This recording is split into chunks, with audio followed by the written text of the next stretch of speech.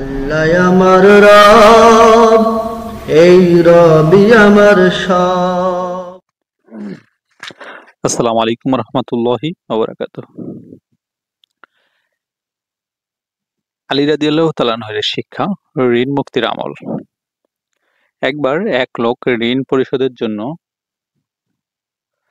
ইসলামের চতুর্থ খলিফা হযরত আলী রাদিয়াল্লাহু তাআলা আনহুর কাছে সাহায্য চাইলেন। আলী রাদিয়াল্লাহু তাআলা তাকে বললেন, রাসূলুল্লাহ সাল্লাল্লাহু আলাইহি ওয়াসাল্লাম আমাকে কয়েকটি শব্দ শিখিয়ে দিয়েছিলেন। আমি কি তোমাদের সেটা শিখিয়ে দেব? সেটা পড়লে আল্লাহ তোমার ঋণ মুক্তির দায়িত্ব নেবেন।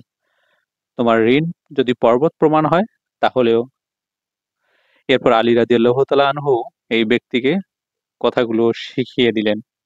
আল্লাহুম্মা কফিনি বিহালালিকা আন হারামিকা ওয়া আগনিনি বিফাদলিকা আম্মান সিওয়াক।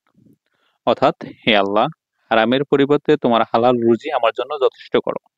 আর তোমাকে ছাড়া আমাকে কারো মুখাপেক্ষী করো না, এবং তোমার অনুগ্রহ দিয়ে আমাকে সচ্ছলতা দান করো। তিরমিজি।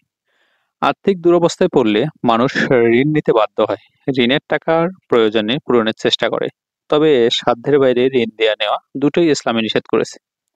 কারণ তাতে সময় মতো ঋণ পরিশোধের সম্ভাবনা কমে যায়। এর ফলে ঋণদাতাকে যেমন হতাশাগ্রস্ত হতে হয়, ঋণ গ্রহীতার আত্মমর্যাদারও ক্ষতির শিকার হয়। মহানবী সাল্লাল্লাহু আলাইহি সাল্লাম আল্লাহর কাছে প্রার্থনা করতেন যাতে তিনি ঋণে জড়িয়ে না পড়েন।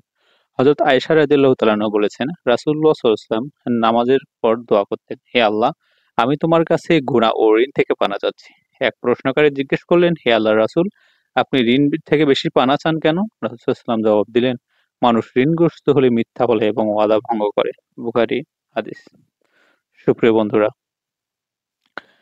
হাদিসে ঋণ মুক্তির জন্য আরো কয়েকটি দোয়া রয়েছে।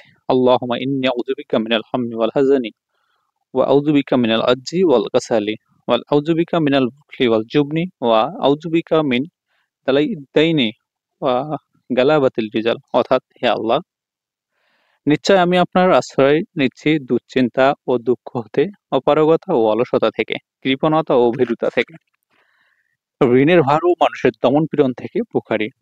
রাসূলুল্লাহ সাল্লাল্লাহু আলাইহি ওয়াসাল্লাম বলতেন, আল্লাহুম্মা ইন্নী আউযু বিকা মিনাল কাসালি ওয়াল হারামি ওয়াল মাসামি ওয়াল মাগরামি। হে আল্লাহ, আমি আপনার কাছে অলসতা, অধিক বার্ধক্য, গুনাহ এবং ঋণ হতে আশ্রয় প্রার্থনা করছি। হযরত আনাস রাদিয়াল্লাহু তাআলা আনহু থেকে হাদিস বর্ণনা করা হয়েছে, এবং বিভিন্ন সময় আল্লাহর রাসূল সাল্লাল্লাহু আলাইহি ওয়াসাল্লাম এই বিষয়টি উল্লেখ করেছেন। হযরত আব্দুল্লাহ ইবনে রবিয়া আল মাখজুমি রাদিয়াল্লাহু তাআলা আনহু বর্ণনা করেন, নবী করিম সাল্লাল্লাহু আলাইহি ওয়াসাল্লাম হুনাইন যুদ্ধের সময় তার কাছ থেকে ৩০ বা ৪০,০০০ দিরহাম ঋণ নিয়েছিলেন। নবী সাল্লাল্লাহু আলাইহি ওয়াসাল্লাম যুদ্ধ থেকে ফিরে এসে তার পাওনা পরিশোধ করেন। এরপর নবী করিম সাল্লাল্লাহু আলাইহি ওয়াসাল্লাম তাকে বললেন, আল্লাহ তাআলা তোমার পরিবার ও সম্পদে বরকত দান করুক। নিশ্চয় ঋণের প্রতিদান হলো তা পরিশোধ করা, প্রশংসা করা। মুসনাদ আহমদ। সুপ্রিয় বন্ধুরা, হাদিসটি সবার মাঝে পৌঁছে দেওয়া আমাদের দায়িত্ব। আসুন আমরা এটি সবার কাছে পৌঁছে দিই। আজকে এ পর্যন্তই। ধন্যবাদ। আসসালামু আলাইকুম ওয়া রাহমাতুল্লাহি ওয়া বারাকাতুহু।